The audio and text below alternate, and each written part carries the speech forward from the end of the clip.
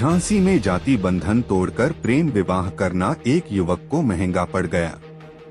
अभी प्रेम विवाह किए ठीक से 1 वर्ष भी नहीं बीता कि युवती पक्ष के अंदर जाति भेदभाव को लेकर सुलग रही आग उफन पड़ी।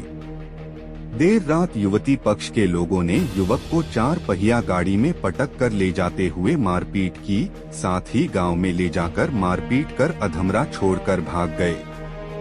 युवक के परिजनों को एम्बुलेंस संचालक द्वारा सूचना मिलने पर परिजन हॉस्पिटल पहुंचे। युवक की हालत गंभीर बनी है। युवक के परिजनों ने जिलाधिकारी सहित तमाम पुलिस अधिकारियों के कार्यालय में शिकायती पत्र देकर कार्यवाही की मांग की है। क्या घटना हुई आपके साथ? कल मैं अपनी वाइफ को आवास विकास को रूम पे छोड़ के अपने घर वापस जा रहा था।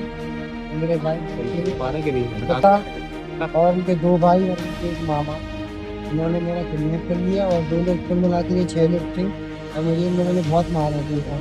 उन लोगों ने मेरा गला भी दबाया तो की पूरी ताकत से दबाया। बाबा इससे क्या मर जाऊँ, पर मैं फिर भी नहीं मरा। तो इन लोगों ने चूहे मारने की दवाई की पूरी बोतल मुझे पिला दी।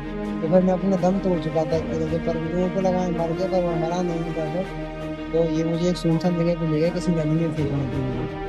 इन लोगों ने मुझे जैसे ही नीचे उतारा तो पत्थर नहीं मिला सर, तो मुझे बांध के फेंक दिया। तो कुछ लोग पत्थर लेने चले गए 4 लोग और 2 लोग गए थे, और वो 2 लोग जैसे यहाँ वहाँ हुए मौका पाती है और वहाँ से भाग गया था। और वहाँ से भाग के कुछ दूर एक गाँव था, वहाँ पर जाकर मैंने मदद मांगी। तो वहाँ के लोगों ने मेरी मदद की और उन्होंने पुलिस वालों को फ़ोन लगाया। पुलिस आई तो उन्होंने एम्बुलेंस को फ़ोन लगाया। फिर वहाँ पर मुझे एडमिट कराया चिरगाँव के सरकारी अस्पताल में। तो मेरी सुबह वाइफ आई तो मुझे लेके मेडिकल में। अब आप क्या चाहते हैं? सर मैं उनके एक्शन चाहता हूँ, कहाँ पे कहाँ एक्शन मिलेगा और मैं समय से समय मिलेगा। ठीक। कल शाम को मेरे हस्बैंड प्रियांशु मेरी तबीयत खराब होती है तो मैंने उन्हें कॉल किया कि मेरी तबीयत खराब है तो आप दवाई दिलवाने आए। तो मेरे पास आते हैं, उसके बाद हम लोग दवाई लेने जाते हैं। वहाँ पे दवाई लेने के बाद हम लोग थोड़ा बैठते हैं, बात करते हैं पार्क में। उसके बाद वो मुझे मेरे घर छोड़ के अपने वापस घर जा रहे होते हैं, लेकिन उसके बाद वो वहाँ मुझे छोड़ के निकल जाते हैं। तो उसके बाद मेरा उनसे कोई कांटेक्ट नहीं होता है। लगभग 4 घंटे हो जाते हैं, पूरी रात परेशान होती रही 4 घंटे, वो कहाँ है।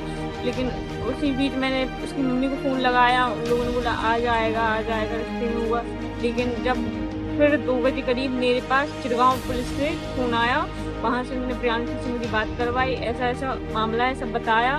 क्या मामला हुआ, क्या घटना हुई थी? हाँ, उसने बताया कि उसे जो आवास विकास चौराहे से किडनैप किया गया था और उसके साथ मारपीट हुई, उसे जान से मारने की कोशिश की गई और उसे गला घोंट के और वो पॉइजन पिला दिया। किसने किडनैप किया था, कौन लोग थे वो उसका कहना है वो मेरे पापा, मेरे भाई, मेरे मामा लोग थे।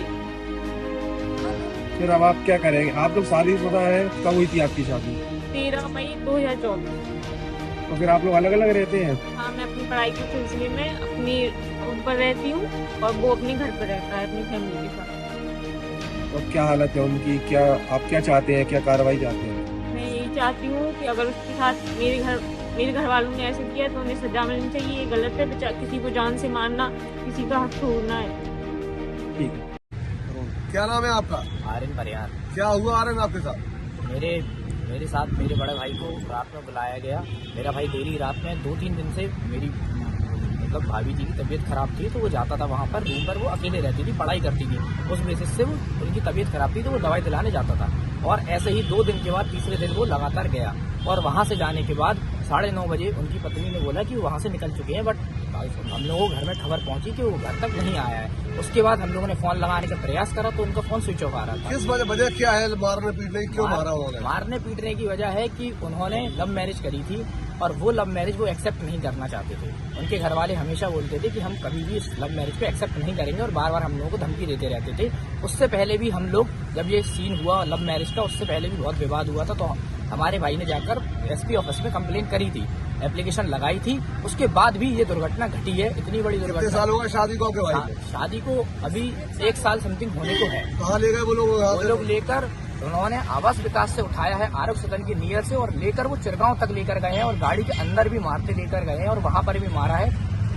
और जैसे तैसे वो जान बचाकर वहां से भागा है। फिर एम्बुलेंस के द्वारा हमारे पास रात में कॉल आता है और पुलिस के द्वारा कॉल आता है कि ऐसा ऐसा हुआ है, आपका लड़का यहाँ पर इस सिचुएशन में है। तो हम लोगों ने जाकर वहाँ पर आपने पुलिस को दी है? हाँ, इसकी सूचना हम लोगों ने पुलिस को दी है। रात में हम लोग 112 को हमने कांटेक्ट भी करा था, वो हमको वहाँ तक लेकर गए क्योंकि हम लोगों को डर था जब वो लोग वहाँ से उठा सकते हैं तो हम लोगों को कहीं से भी मदद कर रही है? हाँ, पुलिस ने हमारी मदद करी है। 112 हमारे साथ गई थी वहाँ तक, चिरगांव तक उन्होंने हम लोगों को ड्रॉप करा था और प्रेमनगर थाने वालों ने हमसे कांटेक्ट करा था। पर उसके बाद जब दिन हुआ सुबह तो उसके बाद वो लोग हमारी कंप्लेन प्रेमनगर थाने वाले नहीं ले रहे थे। वो बोल रहे थे कि आप सीपरी थाने जाइए और सीपरी थाने में जाकर कंप्लेन करिए। पर हम सीपरी थाने गए तो वहाँ पर भी हमारा सुनवाई नहीं की गई।